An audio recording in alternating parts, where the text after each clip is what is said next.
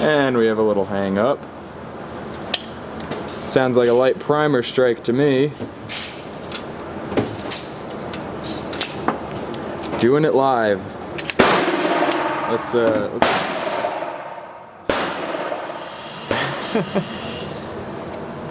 Here we have a light primer strike from the XDS 45. Throw that back in there. This is our second light primer strike because we shot it once before off camera. So we're gonna just throw it back in there and cycle it again and see how it works. Here we go. Second shot on the light primer strike. And off it goes.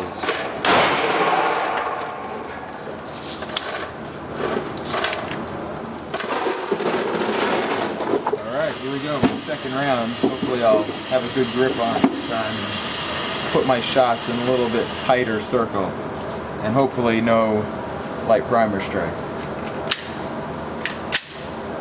I only have 4 in there, so it's not going to be very long.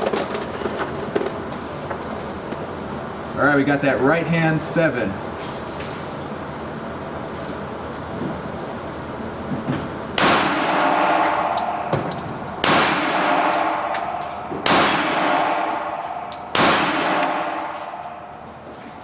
Pushing left.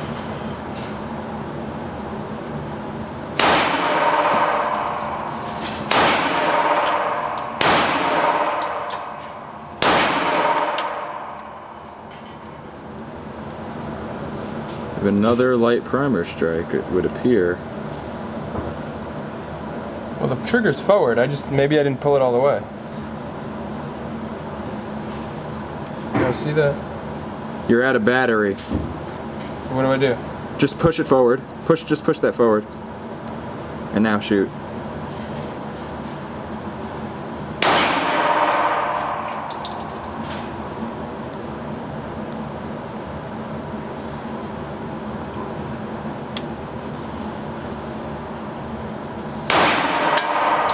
So perhaps the problem isn't necessarily light primer strikes, but the gun not going back into battery, therefore not allowing the firing pin to get into position to fully strike the primer on the next shot. And if you don't notice that it isn't that last, 1/8 of an inch forward, then you're not gonna think to not pull the trigger. Let's try it.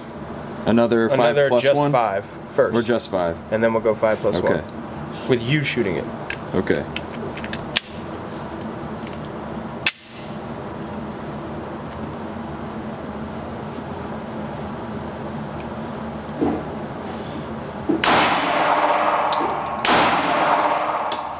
Not in battery.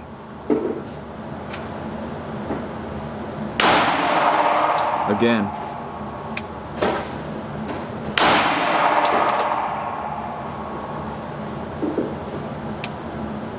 Was that one also out? Yep.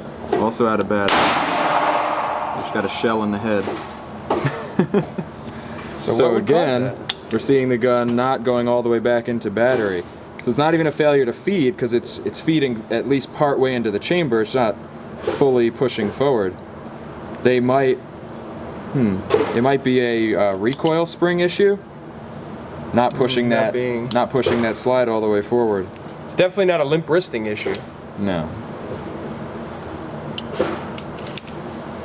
Oh yeah, could be. I was holding it as hard as I could. Well, let's see. Alright, so we're loading the same magazine. I'm going to load the same mag that I just had a few failure to go back into battery. Okay. Failures to go back into battery. I'm going to try and grip the gun even tighter now. I was not limp wristing. I was holding it how I normally hold my Glock, which I never have issues with. But I'm going to hold this one extremely tight and see if we will take care of those failures.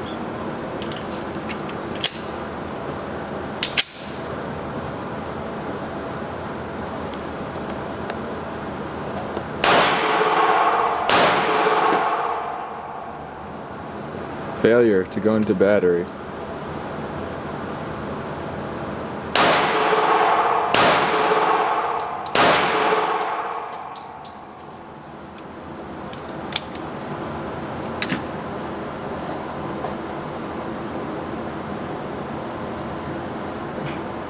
Could I be holding it any tighter?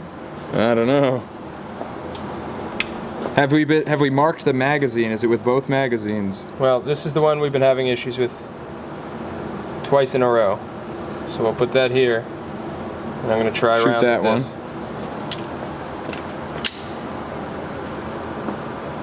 Should I do regular grip or hard grip? Regular. Same way you've been doing it. Well, I've been going back and forth. Right, but I mean that last one was regular. There's a failure to go back into battery.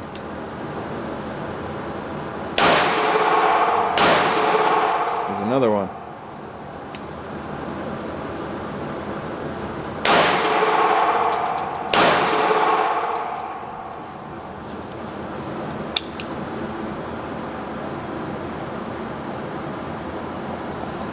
Now, how many rounds have gone through this gun so far? Maybe Probably 50, 60? 60. About 60 rounds. So we're still well within the early stages. So we're just gonna have to keep checking it out. All right, so we've got a measly 3 rounds left for this mag, but we decided to put me behind the trigger, see if we can replicate the same problem.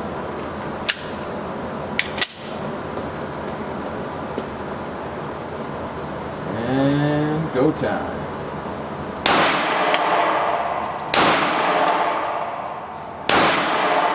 Of course not. I didn't shoot it accurately, but it worked.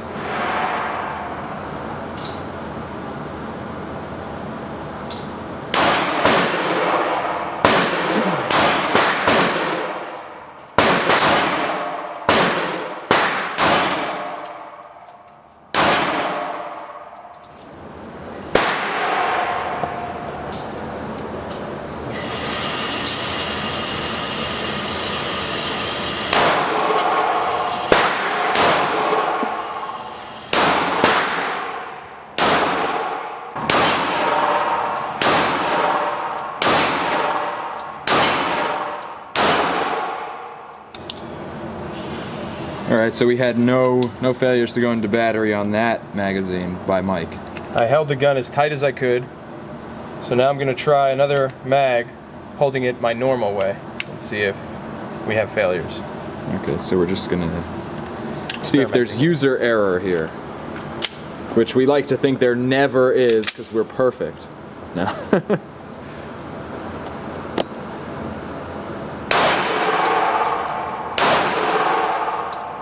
Failure to go into battery.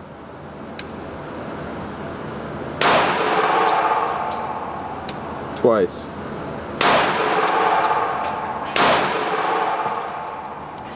So now I'm gonna do 5+1. We'll see if we have any failures to go into battery. Let me take this guy's head.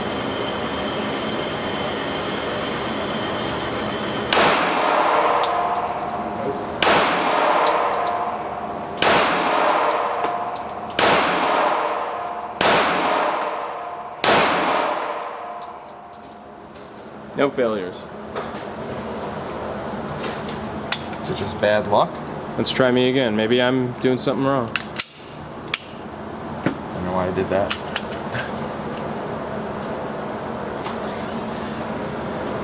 So that's the Springfield XDS 45 here at the range, and as you saw, we had numerous failures to go into battery, and it's just something we wanted to highlight for you, something to take into consideration, you know, if you're considering the XDS 45, and we'll continue to monitor this, and we're also going to call Springfield and see if there's anything that they acknowledge and anything that they can do about that, or if it's simply a break-in period issue.